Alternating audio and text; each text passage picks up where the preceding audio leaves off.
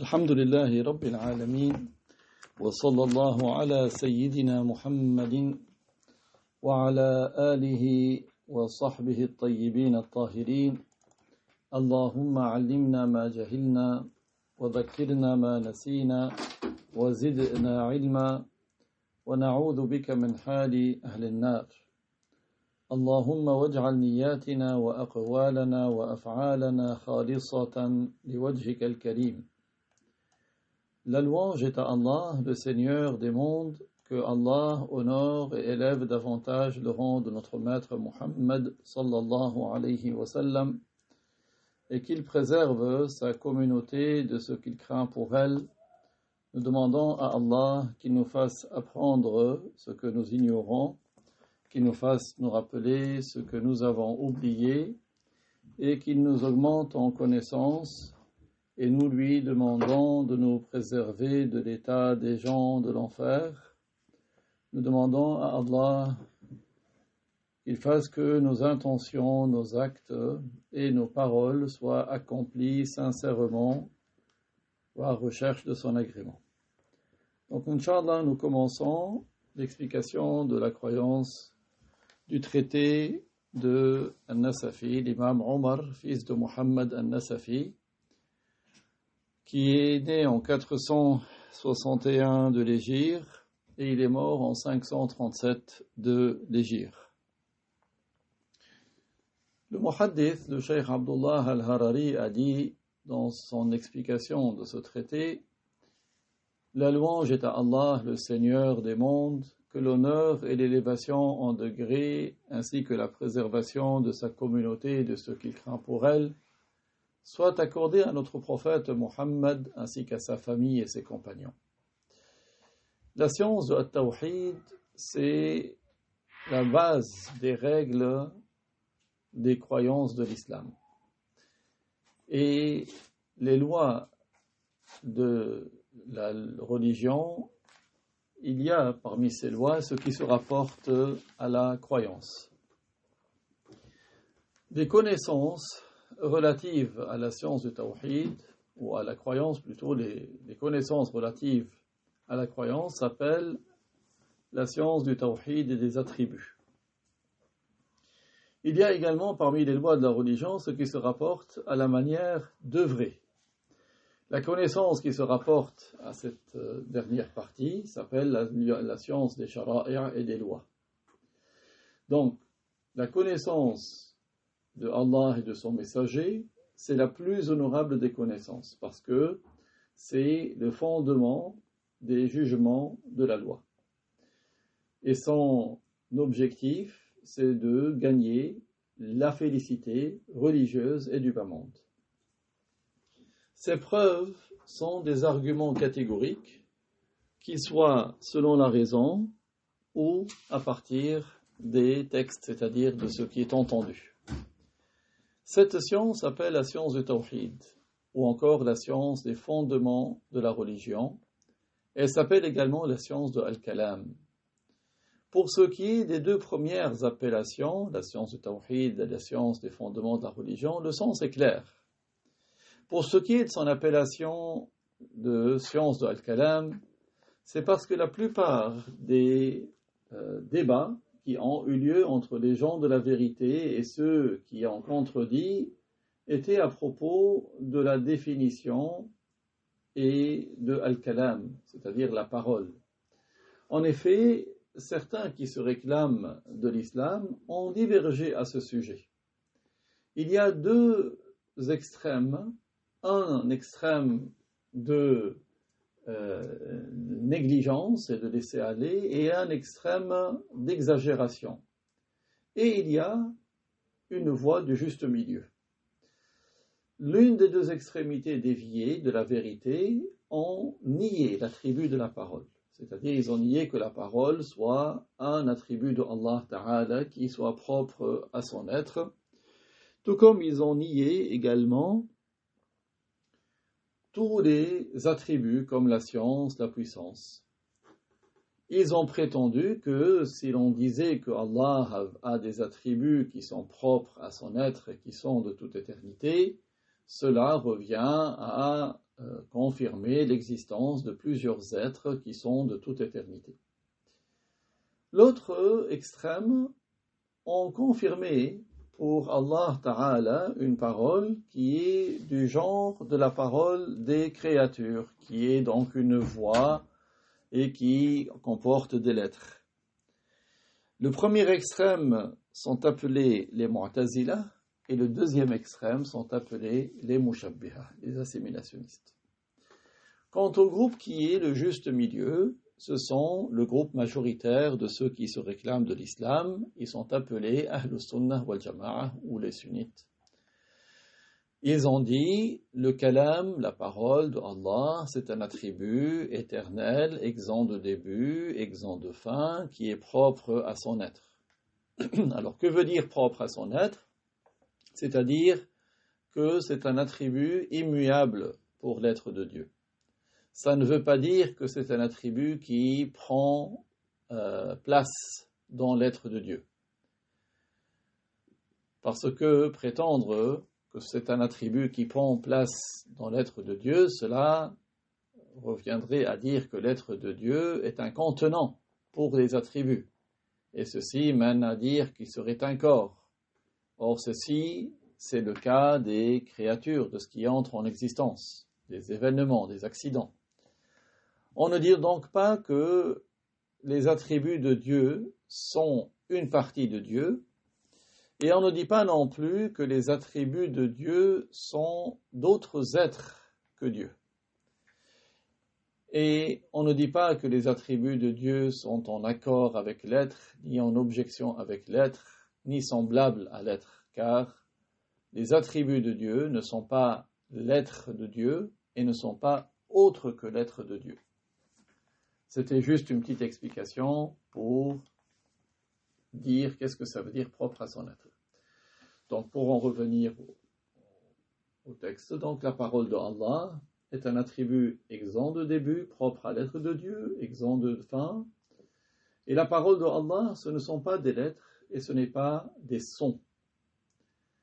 Ahlus Sunnah, les sunnites wal Jama'ah ont confirmé en plus qu'il y a un terme qui a été descendu par révélation, qu'ils ont appelé parole de Dieu, car il est une expression de la parole éternelle, exempte de début, exempte de fin, propre à l'être glorifié de Dieu. Comme la plupart des divergences qui ont eu lieu entre les gens de la vérité et les deux extrêmes qui ont contredit la voie de vérité, était à propos de Al-Kalam, l'attribut de la parole, cette science a également été appelée la science de Al-Kalam. Et donc, cette science, pour ce qui concerne les gens de la vérité, s'en occuper en établissant les arguments, c'est un fait religieux important. Ce n'est pas une innovation blâmable. Les faqirs ont même dit que cette science est une obligation communautaire. Comment n'en serait-il pas ainsi alors qu'il a été confirmé du salaf vertueux qu'ils s'en sont occupés? Parmi ceux qui y ont consacré de leur temps, il y a l'imam Abu Hanifa, il y a l'imam Shafi'i, que Allah les agrée tous deux, au point que ce dernier a débattu avec un homme dénommé Hafs al-Fard et il lui a donné les arguments qui ont coupé sa parole. Al-Shafi'i l'a fait taire avec les arguments, car Hafs al-Fard faisait partie des Mu'tazila. Il faisait partie de ceux qui disent qu'Allah n'a pas de parole, c'est-à-dire il n'a pas d'attribut propre à son être. Il prétend que la parole de Dieu, c'est ce que Dieu crée dans d'autres que lui, comme dans l'arbre auprès duquel Moussa s'était tenu. Pour ce qui est de l'imam Abu Hanifa, que Allah l'agrée, il a fait le voyage plus de 20 fois de Al-Koufa jusqu'à Al-Basra pour débattre avec ceux qui suivent leur passion, comme les Mu'tazila et les athées. Abu Hanifa a composé 5 épîtres dans la science de la croyance. Le fait que ces épîtres soient son œuvre est authentique. Comme l'a dit le Hafiz, le faqih, le spécialiste de la langue, le Hanafite, Murtada al-Zabidi, ce sont des épîtres qui sont confirmées comme étant celles de Abu Hanifa avec une chaîne de transmission sahih. Quant à ce qui est rapporté de Ash-Shafi'i, qu'il aurait blâmé cette science, cela n'est pas vrai. Ce qui est vrai de lui, c'est qu'il a blâmé la parole des gens qui suivent les mauvaises innovations dans la croyance. Par ailleurs, ce qui est rapporté de lui comporte deux versions. La première, c'est qu'il a dit que l'homme soit éprouvé par tout ce que Dieu lui a interdit, hormis la mécréance en Dieu, hormis attribuer un associé à Dieu. Cela vaut mieux pour lui que d'être éprouvé par Al-Kalam. Et la deuxième version, que l'esclave vienne au jugement de Allah avec tout péché hormis l'association à Dieu, vaut mieux pour lui que de venir à son jugement avec une de ses passions, al-ahwa. Et cette deuxième version a été rapportée de lui par l'imam Abu Bakr ibn al-Mundhir et a été rapportée également de lui par le Hafid al-Bayhaqi et d'autres. Alors, un petit arrêt sur ce que veut dire le terme ahwa. Le mot ahwa, c'est le pluriel de hawa. C'est l'expression des croyances des groupes déviants. Il s'avère donc que le blâme de Ash-Shafi'i concerne Al-Kalam, qui est ce qui est déclaré, ce qui est décrété, ce qui est établi par les croyances des gens des mauvaises innovations, en l'occurrence des Mu'tazilah et d'autres. Car Al-Ahwa, les passions, dans l'usage des savants, ce sont les croyances des mauvais innovateurs, de ceux qui sont en contradiction avec Ahlus Sunnah wal Jama'ah. Celui qui n'a pas fait la différence entre ceci et cela, au point qu'il s'est mis à parler pour porter atteinte à Ahlus Sunnah wal Jama'ah, qui se sont occupés de la science de Al-Kalam, qui n'est autre que la confirmation des croyances des sunnites, de Ahlus Sunnah, avec des arguments, qui s'est mis à les blâmer en cela, par cette science, c'est quelqu'un qui ignore la vérité. Car Ash-Shafi'i, son objectif par Al-Ahwa, les passions, ce n'était pas le contraire des croyances des compagnons du messager de Allah, sallallahu alayhi wa sallam, et ceux qui les ont suivis parfaitement, mais c'est plutôt les innovations comme les innovations des Mushabbiha, les assimilationnistes, des Jahmiyyah, des Mu'tazilah, parce que eux, ils ont délaissé l'exemption de Allah de toute ressemblance avec ses créatures. Ils se sont satisfaits des croyances que le kalam de Allah est du genre du kalam des créatures, de la parole des créatures. C'est-à-dire, ils ont considéré que la parole de Allah, c'était des lettres et des sons. Et ceci n'est autre qu'à cause de leur corruption, de leur raison, puisqu'ils ont fait une analogie entre le créateur et la créature. Et quelle est belle la parole de celui qui a dit « Abal kalama unasun la uqula lahum wa ma alayhi idha abuhu min darari ma darra shamsa ad-duha fil ufqi tali'atan an la yara daw'aha man laysa dha basari » Ce qui veut dire en français « La science de Al-Kalam a été blâmée par des gens qui n'ont pas de cerveau. » Et cette science n'est pas diminuée par le blâme de ces gens-là. À l'identique du soleil de Ad-Duha qui se lève haut dans le ciel, il ne lui est pas préjudiciable que celui qui ne voit pas son éclat ne le voit pas. Par ailleurs, connaître la connaissance dans cette science est de deux niveaux. Il y a un niveau qui est un devoir d'ordre personnel et un niveau qui est d'un devoir collectif. Le premier niveau, c'est la connaissance des fondements de la croyance. Ceci est un devoir pour toute personne responsable. Le deuxième niveau, c'est le niveau de la capacité à établir les croyances de l'islam avec les preuves, avec la capacité à défendre les tentatives de mise en doute qui sont amenées par les mauvais innovateurs, afin de les dévoiler et de les annuler, tout comme le reste des tentatives de confusion des déviants, qu'ils soient athées ceux qui ne suivent aucune religion ou d'autres. Et parmi ceux-là, il y a ceux qui se font appeler des philosophes islamiques, alors qu'ils n'ont aucune part dans l'islam, comme Ibn Sina, Avicenna ou Al-Farabi, ou encore Ibn Rushd, le petit-fils, et non pas le grand-père, car le grand-père fait partie de Ahl Sunnah. L'imam Hanafite, donc un Nasafi, que Dieu lui fasse miséricorde, a dit « Les gens de la vérité ont dit « La réalité des choses est avérée ». Commentaire, ce qu'il vit par les gens de la vérité, qu'est-ce que ça veut dire les gens de la vérité? Ce sont Ahl Sunnah wal Jama'a, les sunnites. Et Ahl Sunnah, les sunnites, signifie ceux qui suivent la sunnah du messager, sallallahu alayhi wa sallam. Alors, que veut dire le mot sunnah ici? Ça veut dire ash-shari'a. Qu'est-ce que ash-shari'a? Ce sont les faits de la doctrine, de la croyance, et les lois, les jugements. Wal jama'a, c'est-à-dire ceux qui ont suivi la jama'a des musulmans, c'est-à-dire ils ont suivi les grands groupes des musulmans, c'est-à-dire ils ont suivi ce sur quoi étaient le prophète et ses compagnons en termes de croyance. Il y a en cela allusion qu'ils sont la plupart, la majorité de ceux qui se réclament de l'islam.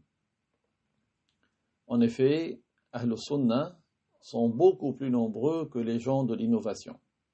Depuis l'époque des compagnons jusqu'à nos jours, et jusqu'après notre époque. Car la croyance de Ahl Sunnah est correcte, même s'ils s'en sont éloignés beaucoup du point de vue des œuvres.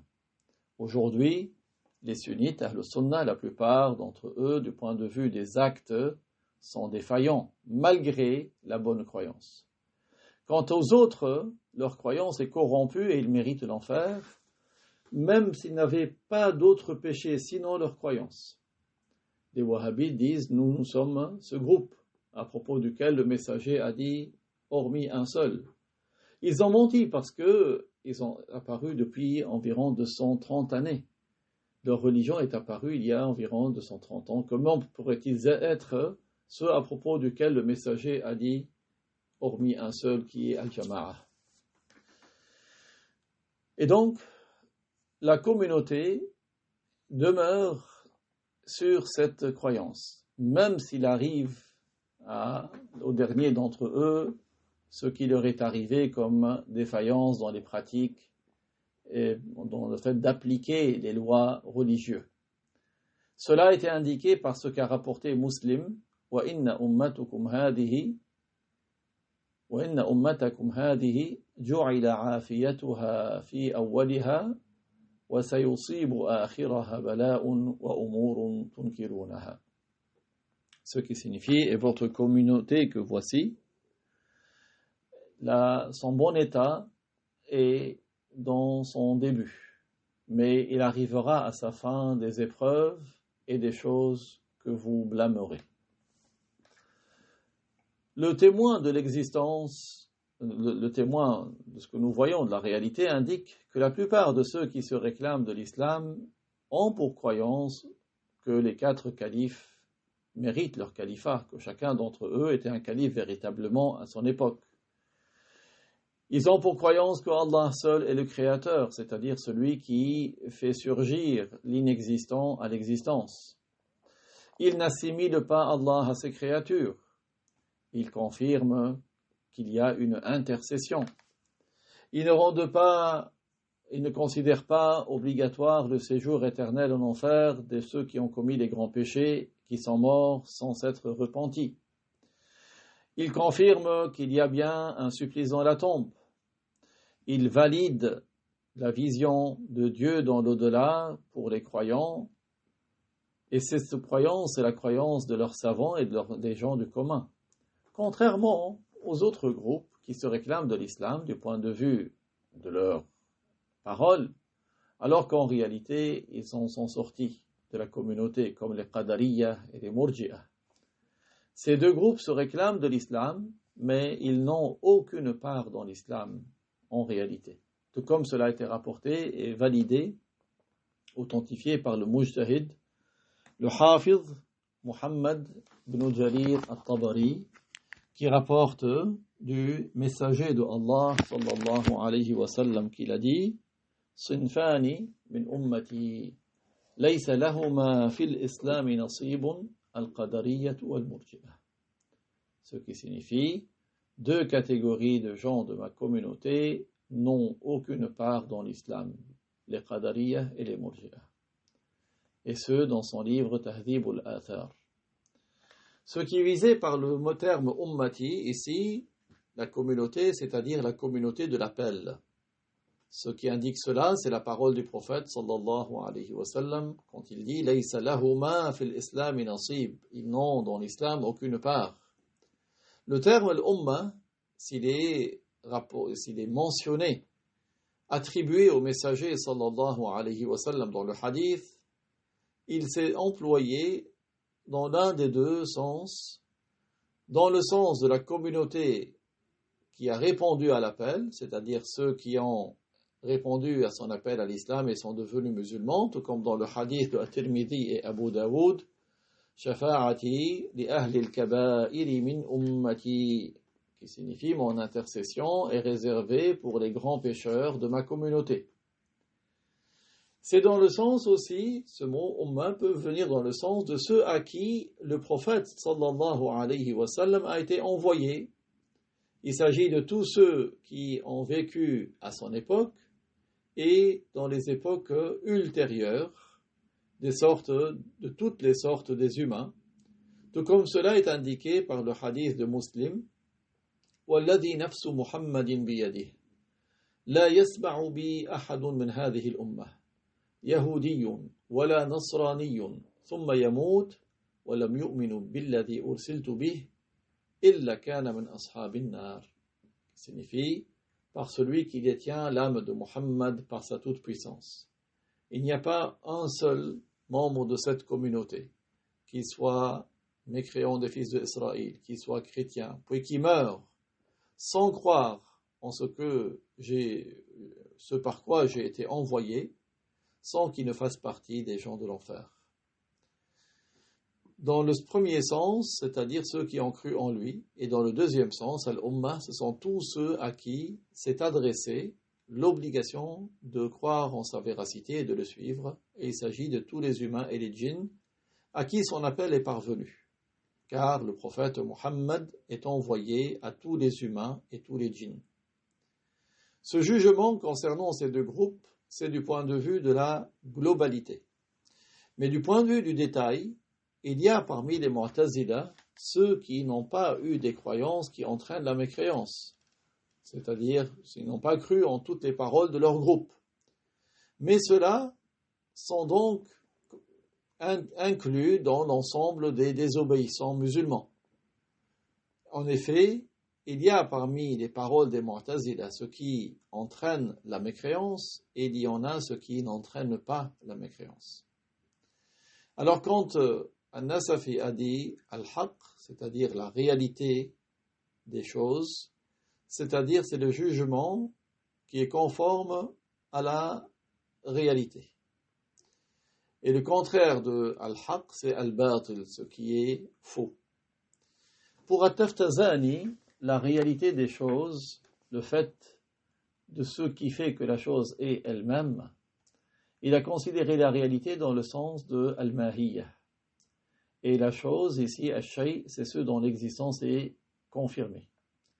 At-Taftazani a dit al-shay pour nous, c'est ce qui existe.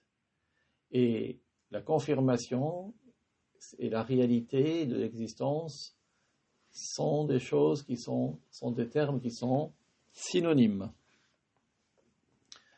En résumé, ce que nous avons pour croyance, c'est que les réalités des choses, qu'on appelle par le nom, que ce soit l'homme, le cheval, le ciel, la terre et autres, ce sont des choses qui existent véritablement. Ce n'est pas des imaginations, comme le disent les soufistes. Mais ce sont des choses dont l'existence est avérée. Les sophistes renient les réalités des choses. Ils disent, nous ne faisons qu'imaginer les choses. Il est un devoir de croire en l'existence des choses. car l'observation témoigne de cela. Et il est parvenu dans la loi leur confirmation, comme la parole de Allah, Alhamdulillahi Rabbil Alamin, dans Surat Al-Fatiha, verset 2, louange à Dieu, le Seigneur des mondes. Il a ainsi confirmé son existence et l'existence d'autres que lui parmi les créatures. Parce que Al-Alamin, c'est un pluriel de Alam et il englobe toutes les créatures. Et Al-Alam a été ainsi appelé Alam parce qu'il est une Alama, c'est-à-dire le monde a été appelé Alam parce qu'il est une Alama. Alama, c'est un signe de l'existence de Dieu. L'imam Abu Hanifa a dit dans son livre Al-Fiqh al-Akbar, Allah est un shay, pas comme les choses. Et le sens de shay, quand il est employé au sujet de Dieu, c'est celui qui existe. Le mot shay signifie celui dont l'existence est confirmée. Allah est celui dont l'existence est confirmée, sans qu'il ne soit un corps, ni une substance, c'est-à-dire une partie d'un corps, ni un arad, c'est-à-dire une caractéristique du corps. Dieu n'a pas une limite, c'est-à-dire il n'a pas une quantité, il n'a pas d'opposé, ni d'équivalent, ni de semblable. Fin de citation de la parole d'Abu Hanifa. Ensuite, An-Nasafi dit, après avoir dit pour les gens de droiture, Ahl-Sunnah, la réalité des choses est avérée, il dit, et la connaissance que l'on en a est certaine. La connaissance que l'on en a, que l'on a des choses, est certaine. Explication, c'est-à-dire la science et la connaissance des réalités, que ce soit l'imagination ou la croyance en sa véracité, c'est quelque chose de certain, c'est quelque chose qui est réalisé pour nous de manière confirmée, avec certitude. Par ailleurs, la connaissance est soit une illusion, soit une confirmation de la vérité. Alors, l'illusion, ou la conception, c'est de parvenir à la réalité de la chose sans pour autant juger qu'elle existe ou qu'elle n'existe pas. Comme lorsque tu dis l'être humain est un être qui est vivant et qui parle. Tu comprends d'abord le sens, puis tu juges quelque chose, soit en confirmant, soit en niant. Cette compréhension antérieure, c'est la conception. Et la croyance en la véracité, c'est que tu juges par la négation ou la confirmation. Et il y a ici quelques classifications. La première classification, c'est que chacune des conceptions et de la croyance en la véracité peut être soit d'évidence, soit acquis. Les conceptions d'évidence, c'est comme ta conception du sens de la chaleur et de la froideur. Et les conceptions qui sont de l'ordre de ce qui est acquis, c'est comme notre conception du sens de l'ange ou du djinn. Quant à la croyance en la véracité, qui sont de l'ordre d'évidence, c'est comme nous disons, la négation ou la confirmation ne se réunissent pas et ne sont pas tous deux inexistants pour un sujet donné. Si tu dis l'être humain est un être vivant doté d'âme qui parle, il y a ici une confirmation. Mais si tu dis l'être humain, ce n'est pas un être doté d'âme qui parle, c'est une négation. Dire que l'être humain est un être doté d'âme qui parle et dire que l'être humain n'est pas un être doté d'âme qui parle ne se réunissent pas et ne sont pas non plus tous deux faux. C'est-à-dire qu'il est indispensable que l'un des deux soit avéré. Un être doté d'âme, al-hayawan, c'est comme les anges, les humains, les animaux et les djinns. Quant aux croyances en la véracité qui sont de l'ordre de l'acquis, c'est comme lorsque nous disons le Dieu est de toute éternité et le monde est entré en existence. La deuxième classification de croyance en la véracité, soit elle a lieu avec la négation, ou pas.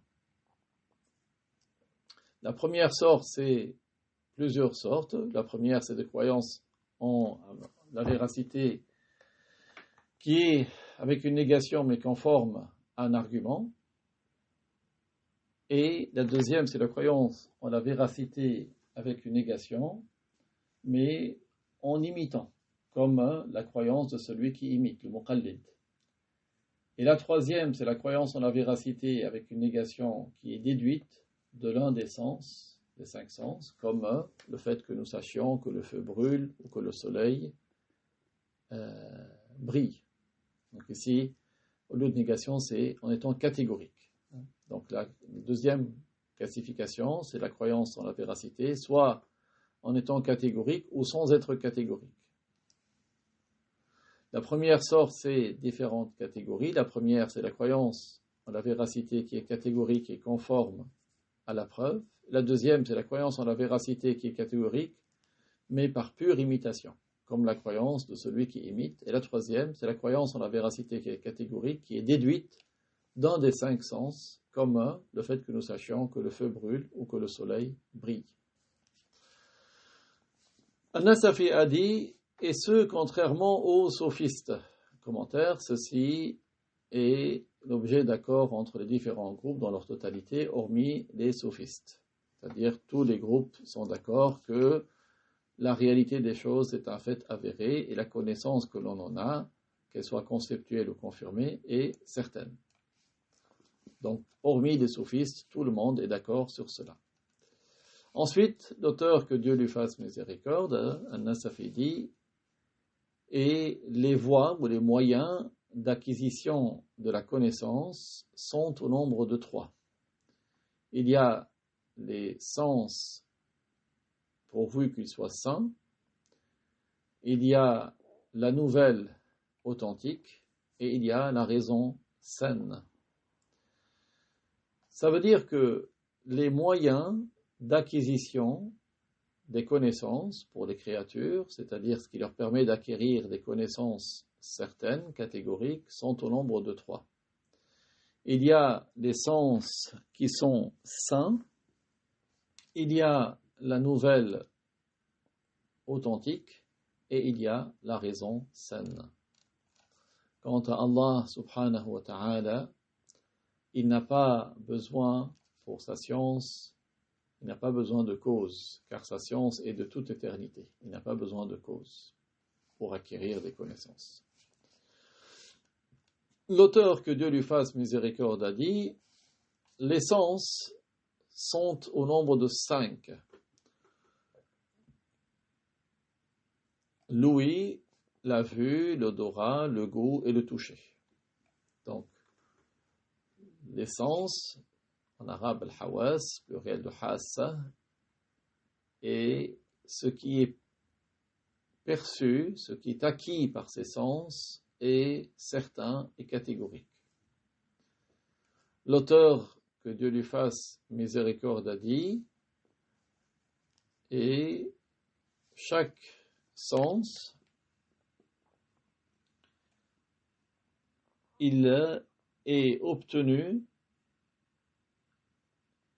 la connaissance spécifique à la fonction de chacun. Par chaque sens, on obtient la connaissance qui est spécifique à la fonction de chacun. C'est-à-dire que la perception par chacun de ces sens, c'est quelque chose de spécifique pour lequel ce sens a été créé. Cela signifie qu'Allah a créé chacun de ces sens pour percevoir certaines choses bien spécifiques, comme les sons pour l'ouïe, les goûts pour le sens de la perception gustative, les odeurs pour l'odorat. Il est habituel, d'ordinaire, c'est que ce que l'on perçoit par un de ces sens n'est pas perçu avec l'autre sens. Mais cela n'est pas exclu rationnellement. C'est-à-dire, irrationnellement, il est possible que l'on acquiert par un organe de sens ce qui est obtenu d'ordinaire avec un autre organe de sens. Pourquoi? Parce que ce sont des sens, sont des causes pour la perception des choses, sans qu'il n'ait une influence réelle. Il est donc possible rationnellement que l'on perçoive avec un sens donné ce qui est spécifique à un autre sens. Parce qu'aucun de ces sens-là n'est créateur de cette perception. Mais la perception a lieu par la création du Dieu. Subhanahu wa ta'ala. L'auteur, que Dieu lui fasse miséricorde, une deuxième source de connaissance, c'est la nouvelle authentique. La nouvelle authentique, elle est de deux sortes. Donc, il y a ce qui est confirmé par la nouvelle qu'on appelle mutawatir. Qu'est-ce que le mutawatir? C'est la nouvelle confirmée par les dires d'un groupe de gens à propos desquels il est inconcevable qu'il se soit accordé sur le mensonge. Explication. La nouvelle mutawatir n'admet pas le mensonge. Elle est forcément en conformité avec la réalité. La nouvelle mutawatir, qu'est-ce que c'est? C'est celle qui est rapportée par un grand nombre de personnes, de sorte qu'il soit inconcevable qu'ils se soient mis d'accord pour propager le mensonge. C'est une information qui est rapportée de cette manière dans la première couche de personnes, et au milieu, c'est-à-dire après plusieurs générations, et à la dernière couche, c'est-à-dire toujours un grand nombre de personnes qui relayent l'information, entraîne une connaissance certaine, avérée. Néanmoins, si la première couche au début était inférieure à ce grand nombre, puis la multiplicité est parvenue dans d'autres couches ultérieures, eh bien une telle information n'entraîne pas une connaissance certaine. C'est par exemple ce que prétendent les chrétiens à propos de la mort de Jésus alayhi salam et de sa crucifixion.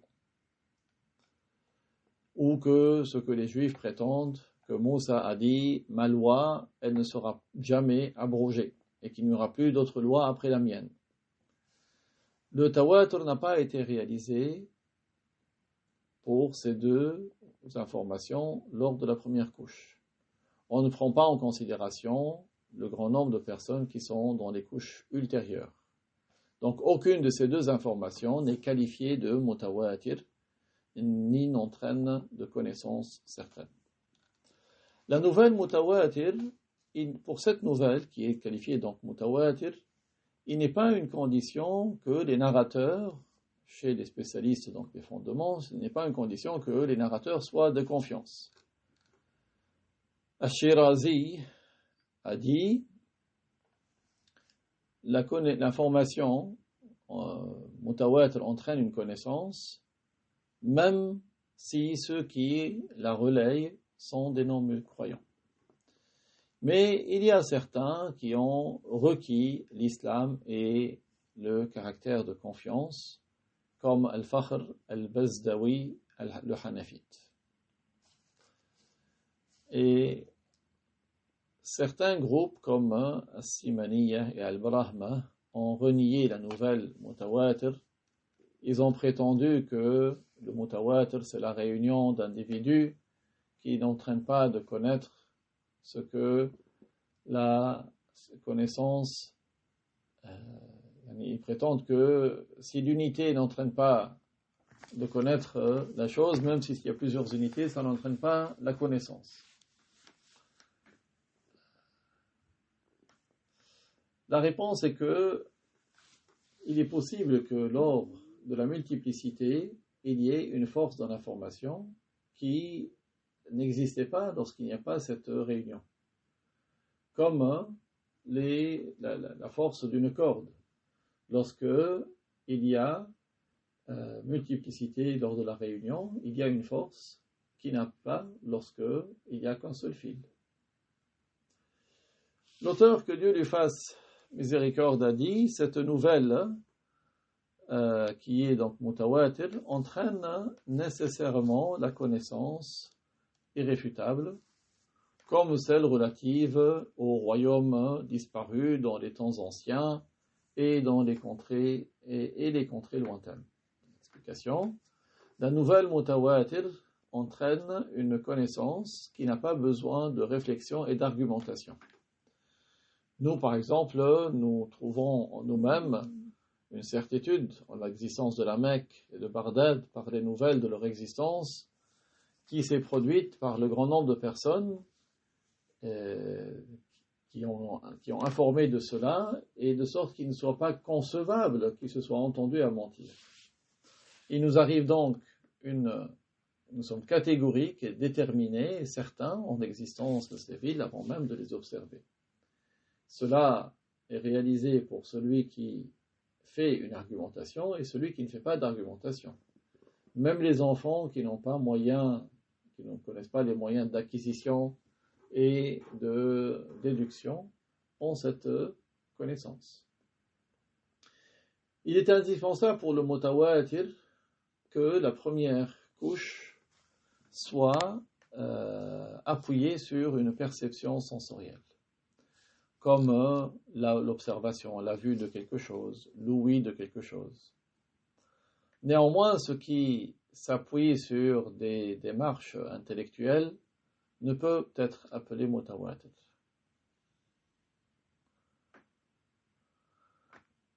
Et l'entêtement de certains groupes comme les soufistes dans tous ces sujets nécessaires, ce n'est qu'un entêtement des choses indispensables qui peuvent être acquises sans observation ni argumentation.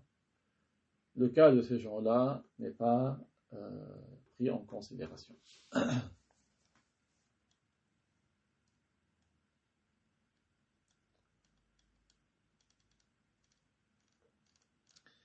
L'auteur, que Dieu lui fasse miséricorde, et la deuxième nouvelle qui entraîne une connaissance certaine, c'est la nouvelle apportée par le messager, qui est soutenue en cela par le miracle. Quand on dit le messager, ici, ça veut dire ce qui est un envoyé, qu'il soit prophète, non messager ou pas.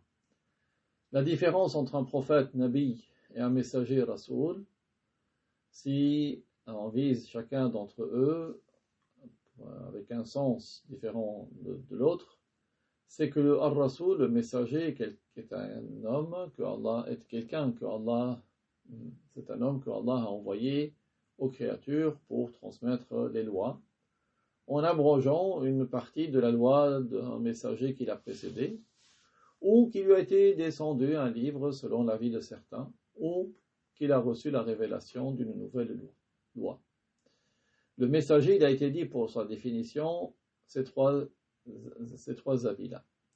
Quant au prophète Nabi, qui n'est pas messager rasoul, c'est celui à qui il parvient une révélation de suivre la loi d'un messager qui l'a précédé, et il reçoit l'ordre de la transmettre. Donc le concept ou l'acception de prophète est plus étendue. Le miracle, le mu'jiza, est quelque chose d'extraordinaire, dont l'objectif est de manifester la véracité de celui qui se dit prophète, envoyé de la part de Dieu, et cela implique une connaissance catégorique, exactement comme la nouvelle mutawatir qui, elle, se base sur l'observation ou sur l'ouïe. L'auteur, que Dieu lui fasse miséricorde, a dit, et cela, donc ces nouvelles impliquent ou entraînent la connaissance qui est basée sur l'argumentation. Commentaire, la nouvelle de celui qui est préservé, c'est-à-dire celui qui est prophète ou messager, entraîne une connaissance catégorique. Pourquoi ? Parce qu'elle implique une connaissance basée sur l'argumentation, c'est-à-dire qui est réalisé, qui est obtenu suite à une argumentation, c'est-à-dire en examinant la preuve. Quelle est la preuve? La preuve, c'est ce à quoi on peut parvenir avec une réflexion correcte. Grâce à une réflexion correcte, on peut parvenir à la connaissance requise et qui est de l'ordre de l'information. L'on dit dans l'organisation de cette argumentation, le prophète, comme Mohammed, a amené quelque chose d'extraordinaire, à lequel rien n'a pu être opposé de la part des opposants. Rien de semblable n'a pu être opposé. Et celui qui amène pareille chose, c'est-à-dire ce miracle, il est forcément véridique de manière catégorique. Conclusion, donc, Mohammed est véridique de manière catégorique. Cet argumentaire se compose donc de deux introductions et d'une conclusion. Cela peut être dit à propos de Moussa, de Isa et de tout autre prophète. De même, l'entrée en existence de ce monde, qui est quelque chose de certain. On argumente cette confirmation par la preuve composée de deux points, comme de dire le monde change et tout ce qui change entre en existence, donc le monde entre en existence. Et il en est de même pour la confirmation de l'existence du Créateur. On dit le monde est entré en existence, tout ce qui est entré en existence a qui l'a fait entrer en existence. Ce sont là deux points. On en déduit ce qui est recherché, à savoir le monde a un créateur. Ce sont là des exemples de la connaissance basée sur l'argumentation. Quant au fait que la nouvelle de celui qui est préservé, c'est-à-dire le prophète, implique une connaissance catégorique, c'est en raison du fait que nous soyons catégoriques que le miracle qu'Allah a manifesté sur les mains de ce prophète pour confirmer sa véracité dans sa prétention de la prophétie, c'est ce qui indique sa véracité en ce qu'il a amené comme jugement et comme loi. Du fait qu'il soit véridique, alors nous avons connaissance de son contenu de manière catégorique. L'auteur dit, et la connaissance qui est confirmée par la nouvelle véridique est comparable à la connaissance confirmée qui est acquise par nécessité, qui est acquise nécessairement du point de vue de sa certitude et de sa confirmation. Explication, la connaissance déduite de la nouvelle du prophète est comparable à la connaissance confirmée nécessairement comme des choses perceptibles et des sujets qui sont de l'ordre du tawatur. Du point de vue de la certitude de la confirmation, c'est-à-dire qui n'admettent pas qu'être faux, même par la tentative de mise en doute de quelqu'un qui essaye d'induire le doute. Ceci est pour celui qui a observé le prophète, même si c'est une seule personne. Mais pour celui qui ne l'a pas observé, mais dont la nouvelle lui est parvenue par un intermédiaire. Alors comment est-ce qu'il a cette connaissance catégorique? C'est dès lors que ceux qui l'ont informé sont de l'ordre du tawatur. Pour expliquer un peu plus ce qui a été mentionné, nous disons, la nouvelle amenée par le messager, sallallahu alayhi wa sallam, c'est-à-dire ce qui est entendu de sa bouche, et qui est confirmé par des miracles, implique une connaissance catégorique, mais par le moyen de l'argumentation. Puisque nous avons besoin de réflexion pour connaître la véracité de la nouvelle du messager, parce que c'est un humain. Mais il est véridique parce qu'il est prophète. Et il est prophète parce qu'il a eu des miracles sur ses mains. Et c'est pour cela qu'ils ont dit que cela nécessite une réflexion. Même si elle est catégorique, cette nouvelle, elle nécessite une réflexion en amenant une introduction par la raison, puis une autre introduction, puis une conclusion. Comme de dire dans son cœur, Muhammad sallallahu alayhi wa sallam a prétendu la prophétie, il est apparu sur ses mains des miracles, donc il est véridique, dans cela il transmet de la part de Dieu, donc il est préservé du mensonge. Il s'avère de ce moyen, suite à la réflexion, que la nouvelle amenée par le prophète est une information catégorique, tout comme les choses perceptibles, les choses qui sont perçues donnent une connaissance catégorique. Tout comme la nouvelle mutawatir entraîne une connaissance catégorique également. Donc, nous nous arrêtons ici, nous terminerons, Inch'Allah, la fois prochaine, pour une autre source d'acquisition des connaissances qui est la raison. Wallahu ta'ala a'lam wa ahkam wa barakallahu.